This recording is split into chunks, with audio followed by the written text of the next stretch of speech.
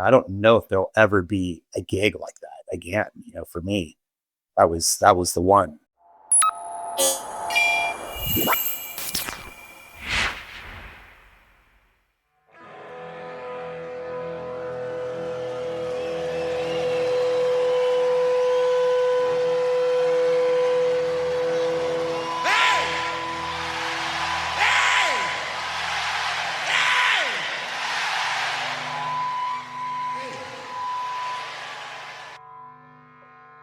Welcome back to Foo's Files, the podcast for fans of the Foo Fighters.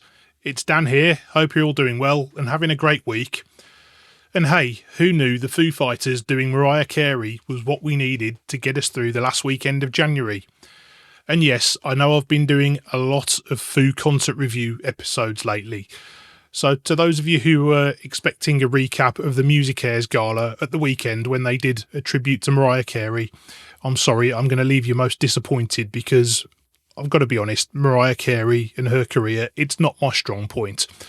Not that the performance wasn't great fun, by the way. It was really cool to see them up there and to have Pat back in his funky trousers and his walking aid. But yeah, that's all I've got on that particular performance for this week, unfortunately. What we do have, though, is a big interview with Sami Ansari, the cinematographer, director and photographer who, via his Instagram, has just started releasing some unseen images that he captured during the Sound City project in 2013. So we're going to hear from Sami about his, if you like, bird's eye view perspective of those sessions when he got to capture Dave at work with that all-star cast who were involved in the documentary. And Sami's had a really interesting career too, a lot of it in the music industry, spent on the set of various music videos. And although he talks very fondly about his eventual role in Sound City, we also learned that his path to being involved in the project was not the most straightforward one. So let's head over to that interview now.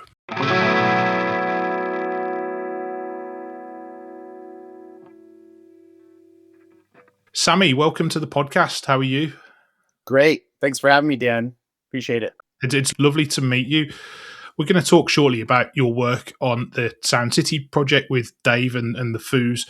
But first of all, by way of introduction, do you just want to tell the listeners a little bit about yourself and your background? Sure. Well, I kind of in reverse. I currently live in Texas. I moved here recently to be close to my in-laws. I have two very small children, like 2.5 and 3.5. But I was in Florida before that, but for the most part grew up in California. And my dad was in the oil business, so we moved around a little bit, but San Francisco was kind of like the home base. And I ended up in Bakersfield for high school. And that's where I really kind of, as a young punk kid and a metalhead and stuff like that, gravitated towards music. And actually, my good friend, his cousin was drumming for a band called LAPD, and that was David Silvera from Korn. And so I was kind of like, introduced to some young talent at a young age. And like, David from Korn and we like went and saw Jane's Addiction when we were like 17. And he was already kind of like a rock star, like he was recognized in and going to the concert and stuff like that. But I always kind of loved filming, and with skateboarding, was filming a lot of like jackass kind of, pranks, and kind of was like a content creator before that was even a thing. And sorry, just running ahead of myself. So I took it seriously and went back to San Francisco and went to film school at the Academy of Art. And that's where I really kind of learned about film and photography and music. And then whereas I met a lot of super talented friends who I'm still in touch with, and a lot of them are very successful in the music and film business. But right after film school, most of our crew went directly down to LA and started working. And I eventually made it down there and started working with the record labels and doing a lot of like behind the scenes stuff. My dream was to be a music video director.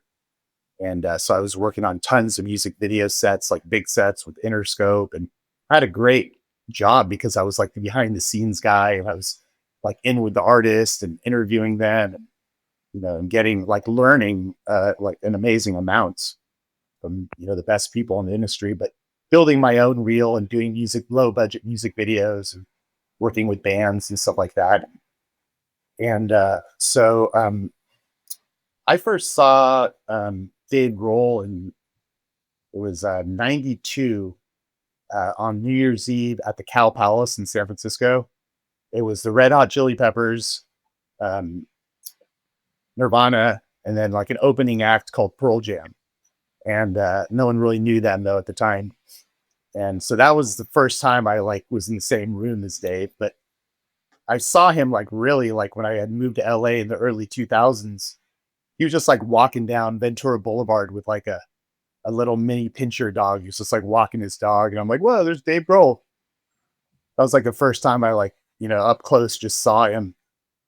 And but like along the mix of all the different jobs, I got a call to film with the Foo Fighters, like their new documentary, and super excited. It was a buddy's job, but he wasn't available. So as freelancers, we like swap out, and we'll take a gig and give it back and that kind of thing. And so it was for the Back and Forth documentary.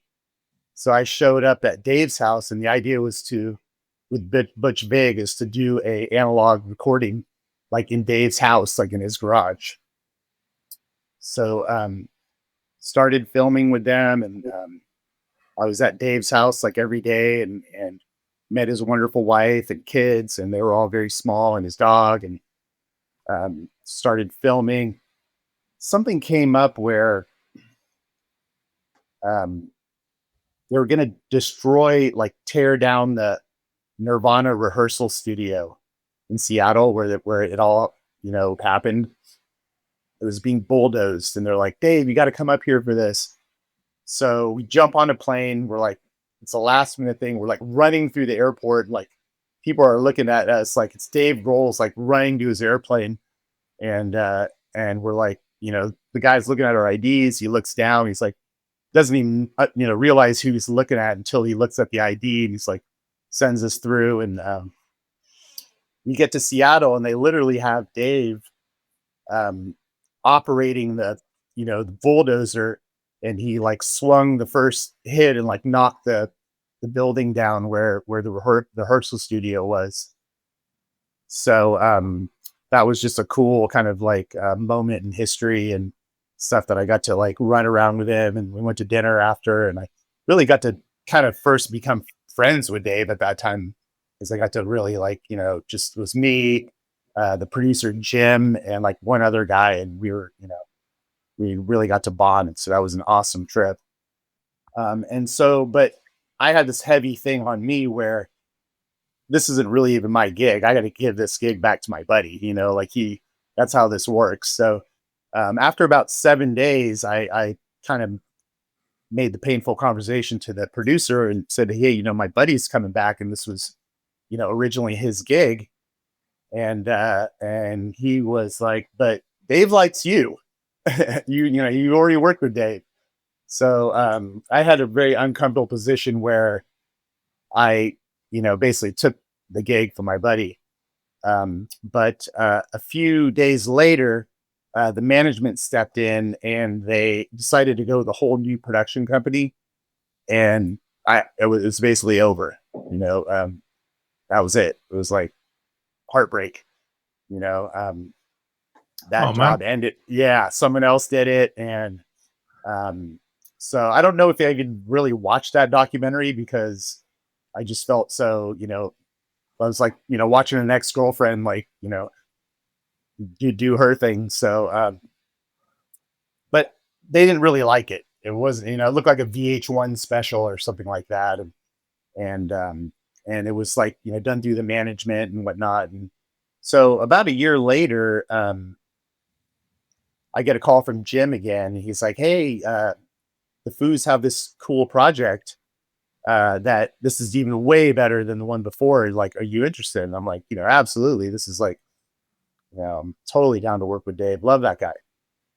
And So he explains that it's the Sound City board and that Dave's going to buy it and they're going to take it out of the studio.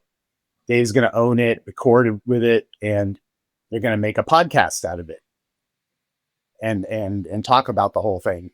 And so I was like, awesome, like, count me in.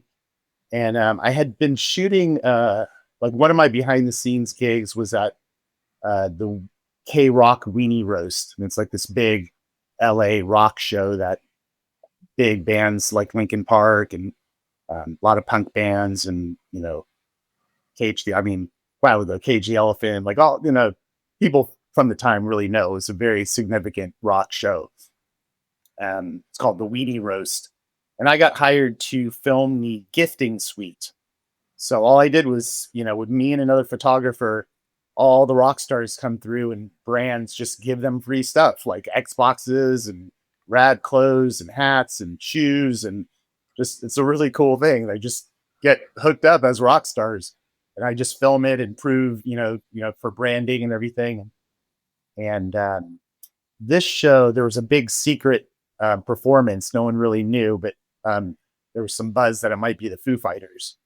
And so I'm working and I'm pretty excited because I know this project is on the horizon. And I'm like, I'm filming the gifting suite, and here comes Dave and Taylor walking in the gifting suite because obviously they're going to get some goods.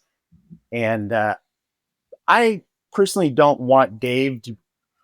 I don't want to be seen at like standing next to a paparazzi guy like filming in a gifting suite. I'm trying to be a music video director, working on big projects, and like it wasn't really the light I wanted him to see me in.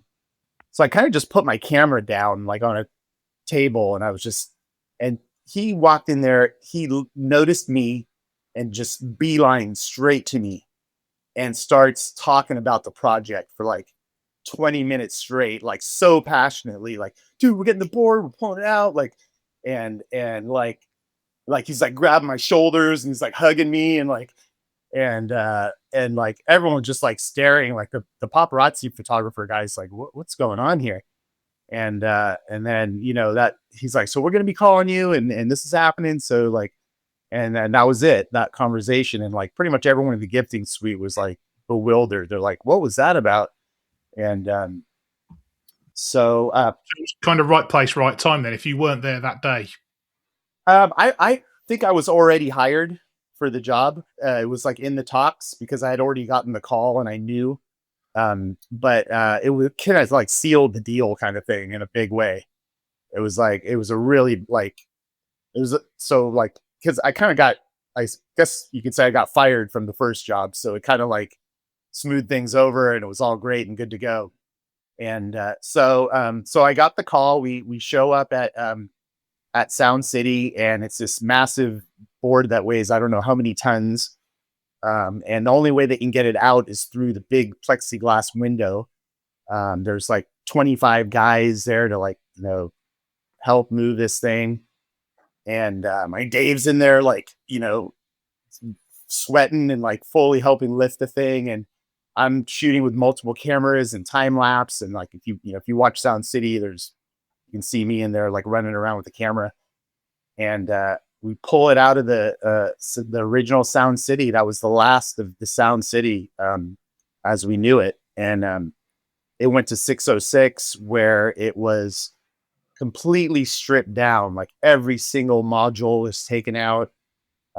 It was, I mean, I got to look in that thing and like, you got Fleetwood Mac, you got all sorts of parties, cocaine residue. And like, man, if that board could speak, like the stuff that was in between all those knobs and nodules and stuff like that, they cleaned it all out perfectly. And they set it up into 606. It just looked like a brand new Neve. It was just a beautiful sight to see. And of course, Butch Vig back in the mix. He's the master producer of Garbage, are in Garbage, and then produced Nirvana, and the list goes on with the Foos. But he was the producer that was gonna make the magic happen on the Neve. We had a really awesome Englishman named James Brown, who was like the the engineer that he had the little sidekick and kind of like, ran all the tapes and everything and like ran the machine, and it was integrated with Pro Tools. So, we started, they,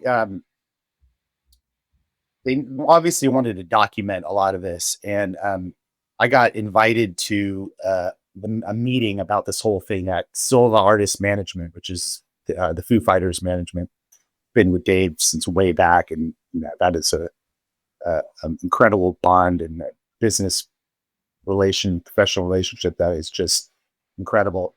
Met with him and all his sub managers and promotion people and Jim, and um, talked about the big podcast. And I've never really said this in publicly, but the Sound City documentary was my idea. I was like, what do you, I mean, this is amazing. Like, do you guys bring all these people back, like record on this board and let's make a documentary? And they all kind of agreed on the spot. And Dave was on tour, and this is like logistically very difficult. Like, like, they're like, we're not directors. So I'm like, well, I that's my specialty. And like, for that moment in time, I was going to be the director of Sound City. Dave was on tour. There was like a lot of stuff going on, and so that was an incredible time. We had an opportunity to interview the guy and his daughter who started Sound City. Sorry, I'm blanking on his name, but older gentleman in his 80s. He was kind of on a timeline. We needed to get him in front of the camera. He was old and not doing that great. So we did that whole interview. And I didn't really have any structure. They just kind of threw it at me, and they didn't really even give me a budget. And my producer was having a baby during this time, so I was just on my own. I hired a couple mates, and we did an interview with the original. And then but with a lot of politics and a lot of crazy stuff in the industry, the music industry is probably one of the most cutthroat businesses. um I got let go from the project. I the quality or whatever, something happened where I don't know what happened, but I wasn't really even told either. You know, I just found out that they were continuing without me. At what stage was this? This was, we just shot two interviews, and it was this is at the stage where Dave decides that he's going to direct it, and which I thought was a brilliant idea. Like, I mean, who would get more better performances out of these people? Um, but they were going to go with the original production company that they had been talking to even before me on all this stuff. So, which included my original friend, Kenny, who kind of got, left out of the first deal. So he got brought back on. So they started to film, and they ramped up and got a budget, and now we've got red cameras, and this is a full on deal. And it's multi-camera and stuff like that. And there was a moment where they needed a second camera operator. And so they called me in, and I was like, okay, great. Get my foot back in the door here. And so I went in, and we did an interview with Butch, and I did a couple interviews. But then I did find out that that job was reserved for another film school friend of ours, Jessica, who was pregnant at the time, and she had her child and was going to be coming back. And so obviously I couldn't be too mad about that. A good friend from film school had her baby, and she's going to be the second camera operator on this. So technically I was fired again. So I tried. I said, hey, I can shoot 16 millimeter film. I can do any, I tried to keep myself in the door there, and it wasn't happening. So The project fully ramped up in January of 2012. Um, and that's when it was like scheduled, like one after another. We're going to have, all these interviews set up. So I get a call from Kenny saying, "Hey, come down and shoot some still pictures for us on this first day. Just fly on the wall, don't even really be seen, and just kind of pop some photos. You can't really go in the recording room, just shoot through the glass or whatever." And I actually said, "You know what? I'm good, man. Like I've been fired already, like too many times. I can't do this. Like it's just too heartbreaking." And I turned the job down. and and then I got another call from him. He's like, "Dude, we don't have a photographer. Just come down. You'll get paid." So I show up, and like John Fogerty and the Foos are like in the room. They're playing like uh they're playing their cover track. It just sounds, all I hear is guitars. Sounds so big, and Taylor just pounding. I'm just like, "Oh my god, this is amazing!" Like just chills down the spine.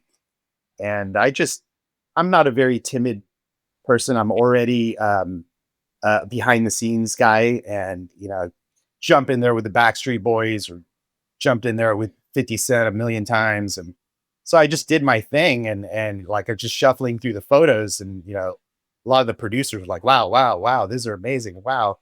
And then I get pulled over a little bit later in the day, and they're like, "Give us that photo of Dave and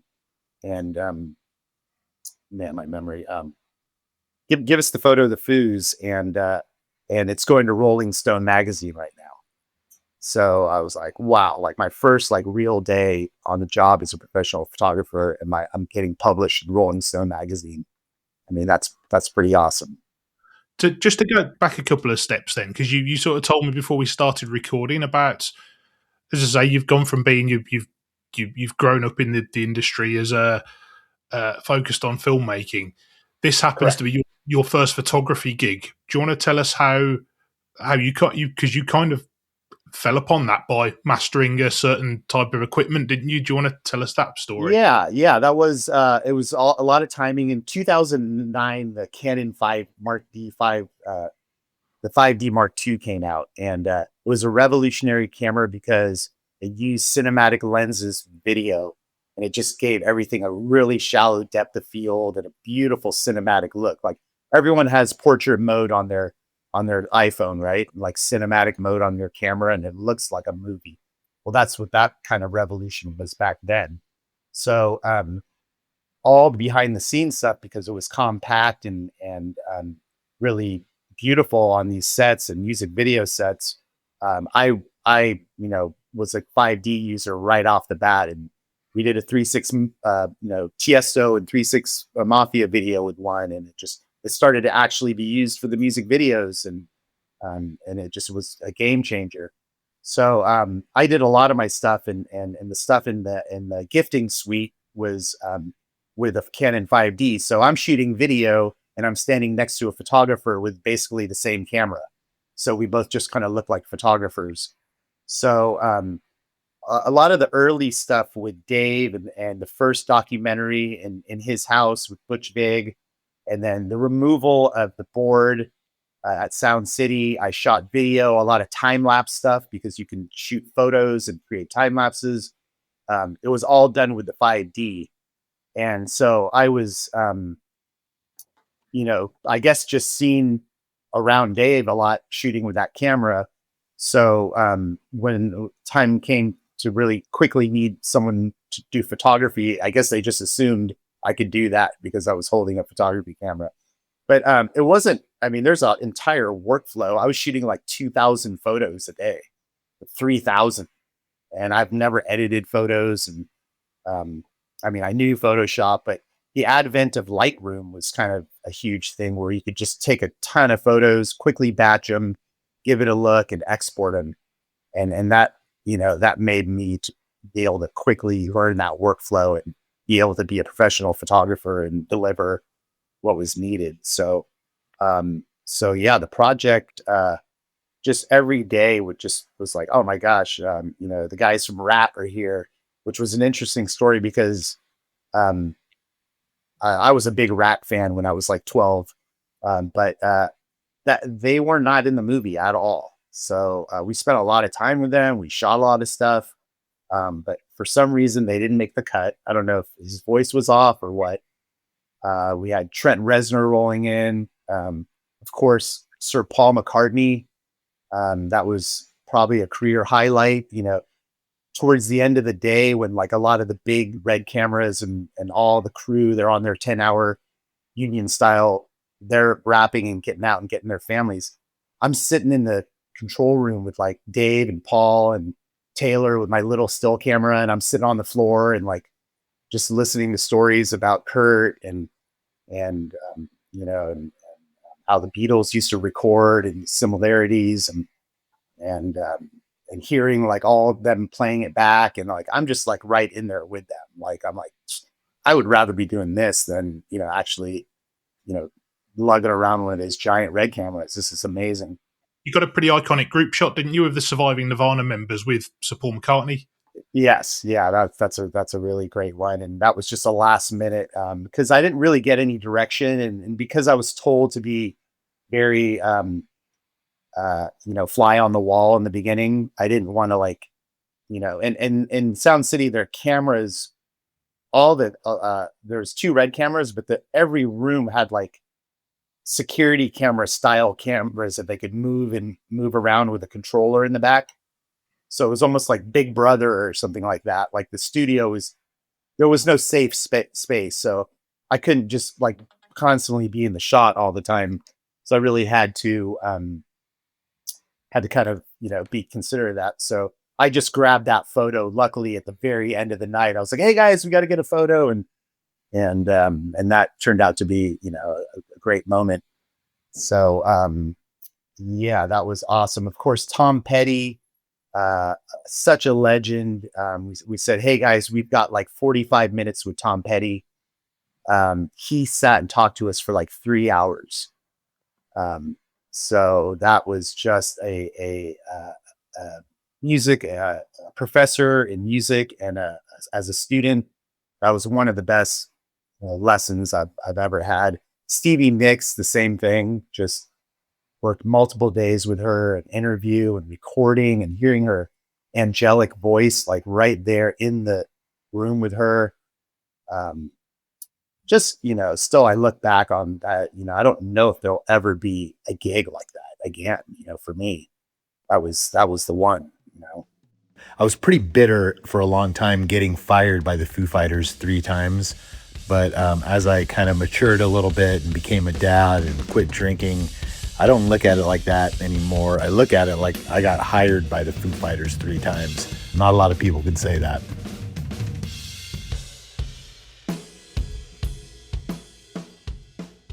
How did you approach it then in terms of, because you kind of got to be try and avoid being the guy that's wandering around with a camera. You're trying to be fly on the wall. And then what's your approach to, from a sort of technical point of view? Because it's kind of steeped, the whole essence of Sound City. It's like it's steeped in analog, isn't it? With the very nature of it, going back to the Neve board and the whole idea behind it. So did that kind of influence the way you shot it? Well, so my workflow was I had four camera bodies. One of them was a big blimp, is what they call it, and it's just a giant soundproof camera box thing. So I looked like I was like shooting with a dinosaur. It was like people were like, "What is that?" But it was completely soundproof, no shutter, nothing. And at the time, I was still shooting with shutter cameras. So I had my long lens mostly in that, and then I had like a medium and then a wide.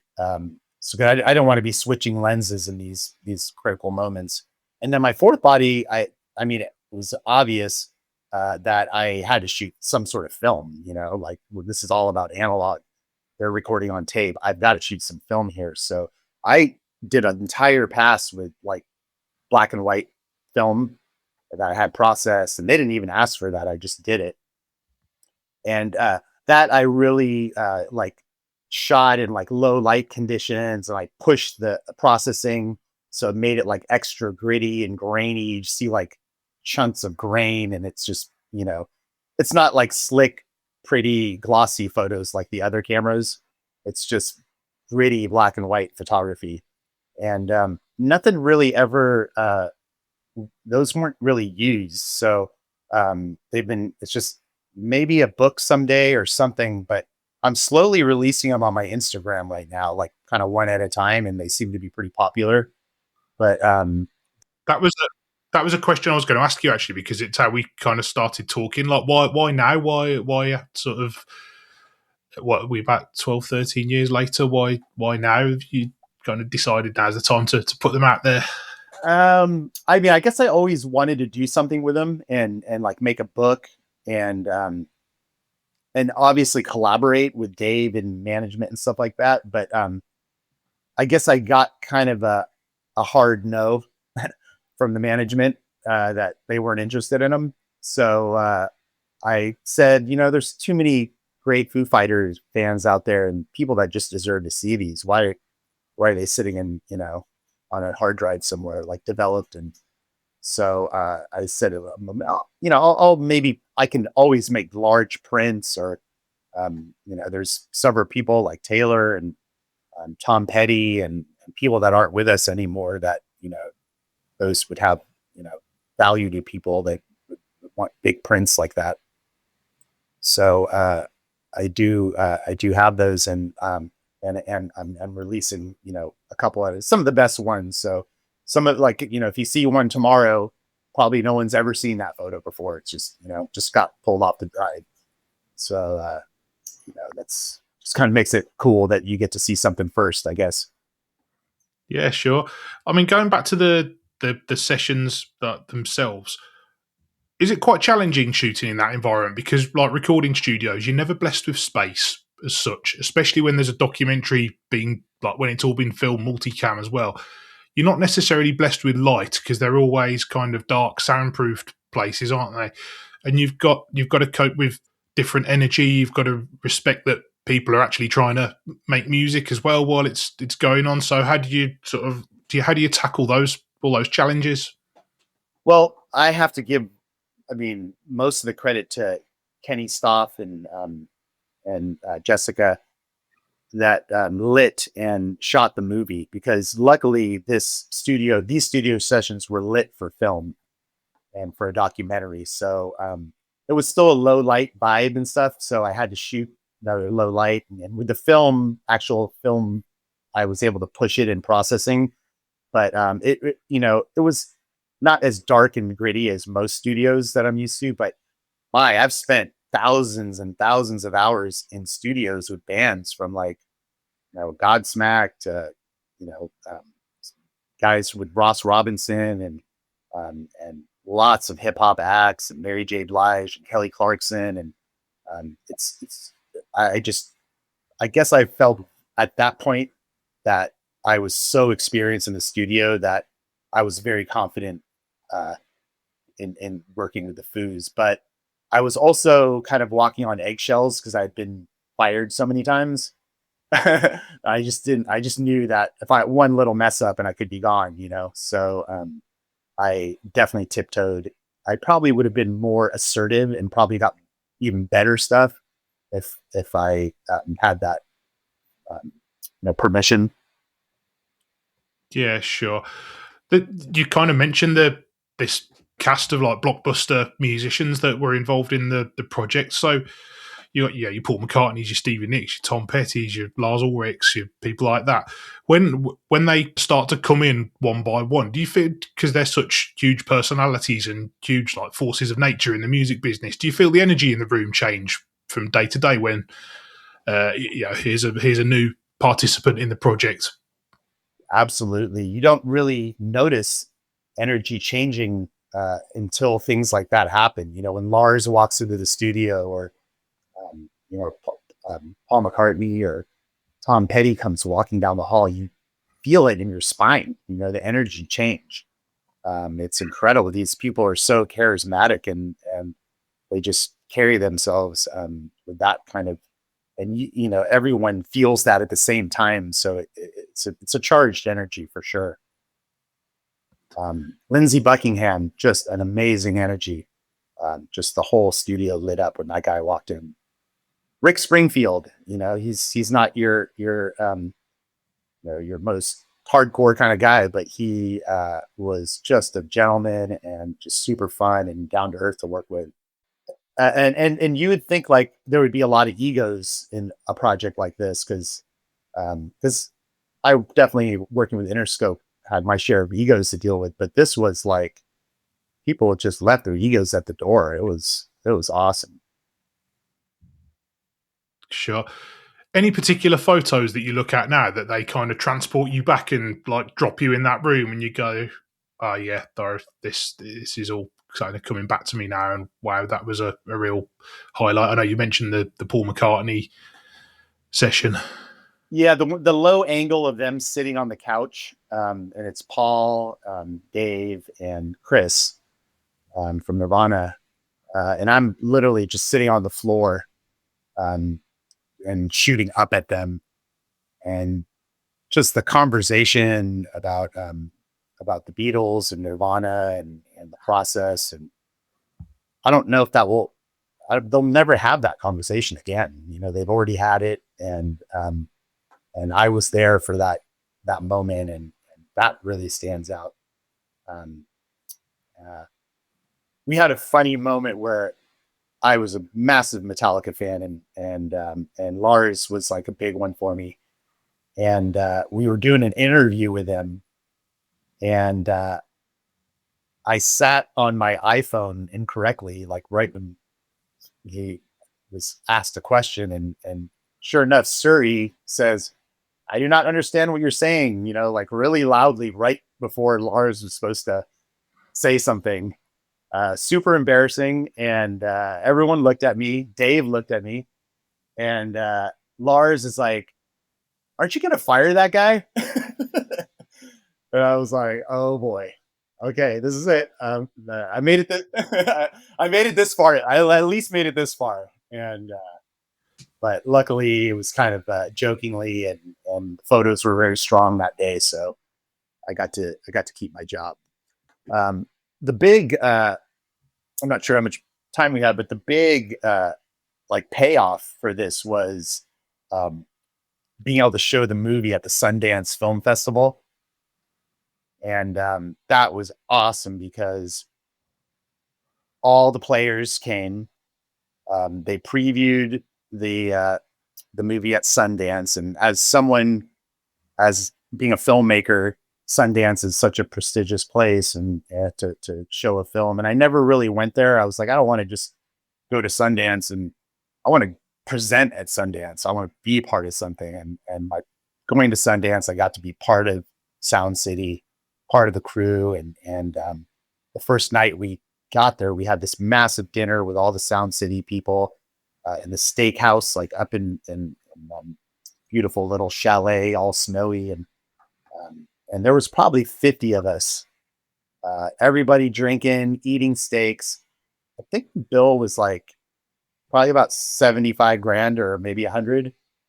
And Corey Taylor from Slipknot was like, "Hey, no worry, guys, I got it."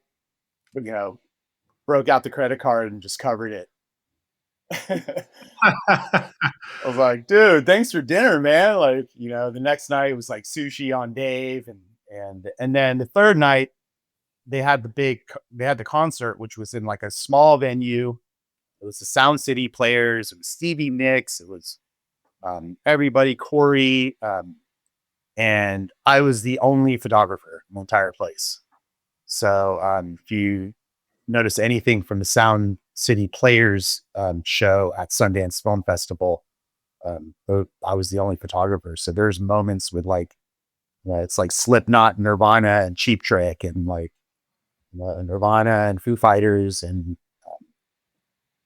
just an awesome mix with Stevie Nicks and Rick Springfield and Dave on drums, and it was just an awesome just mix and show of talent. And they played all the tracks, um, so it was definitely a great way to kind of.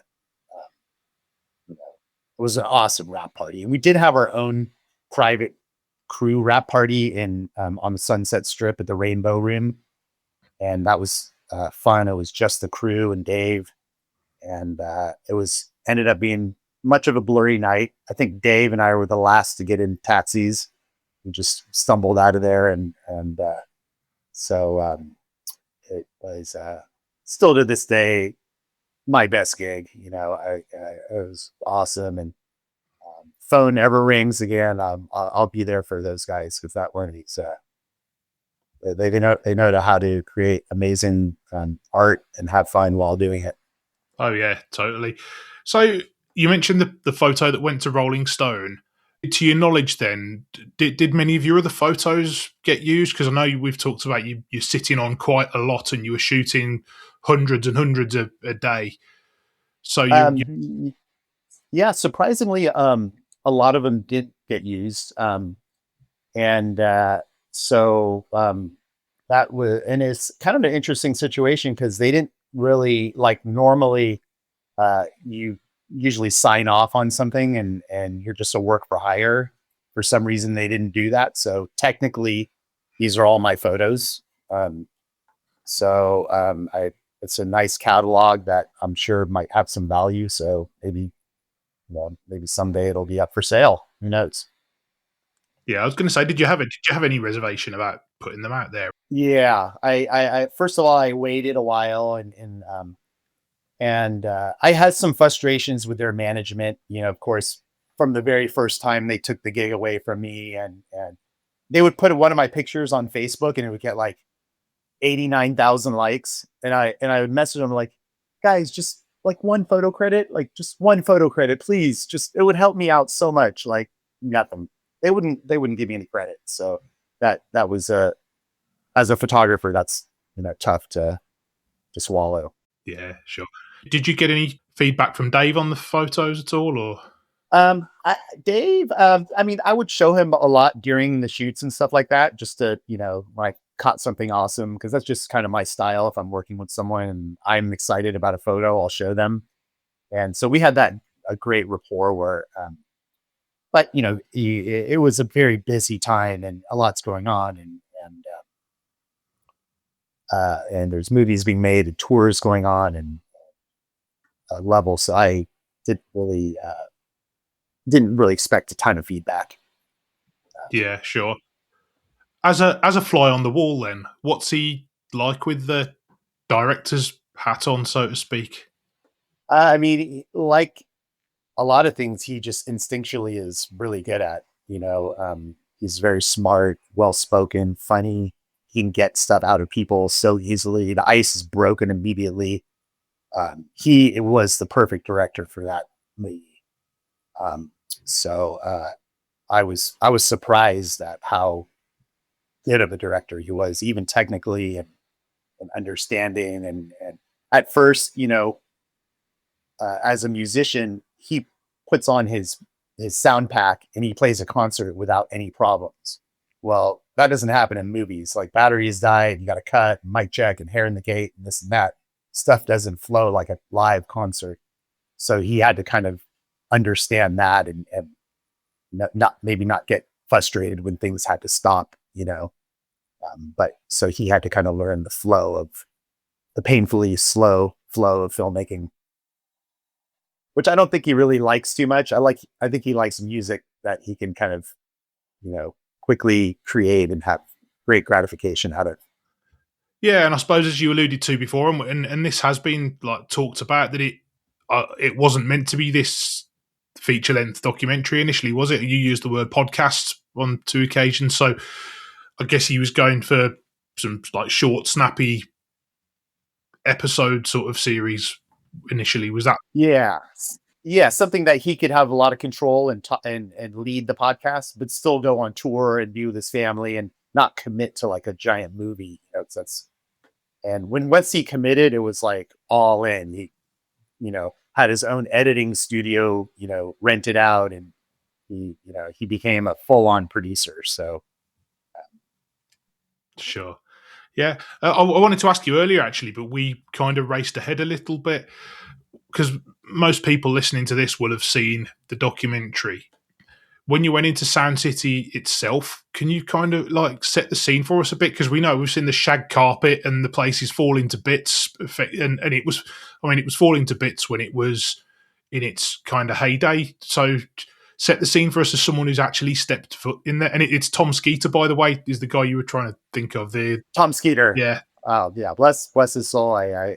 That's Tom Skeeter, absolutely.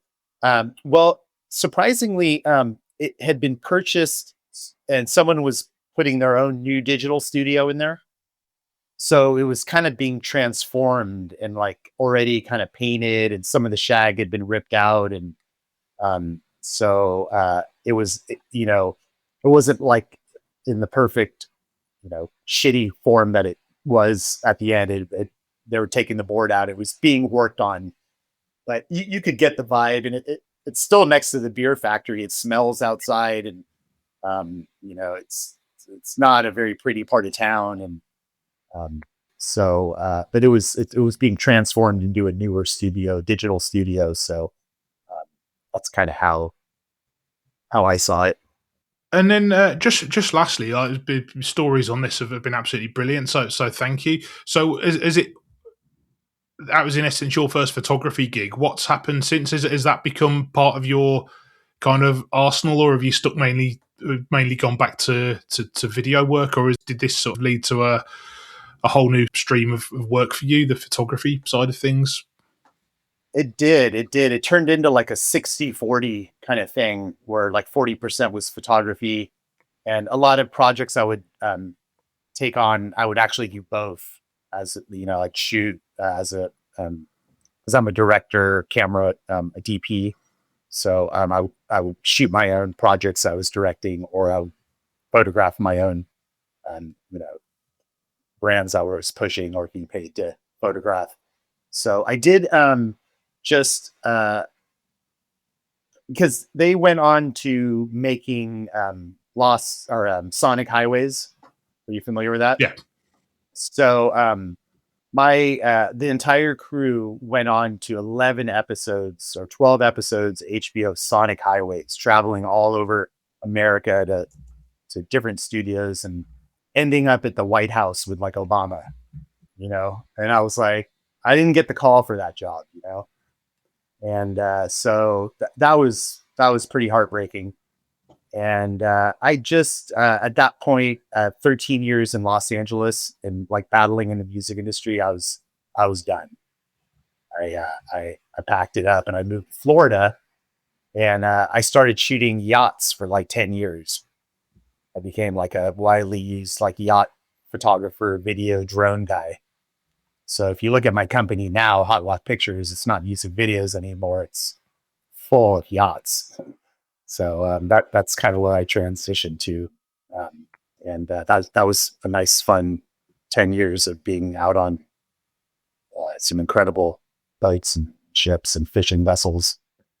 Great. So you're over in Texas now. So where did your work sort of take you? What kind of projects do you shoot there?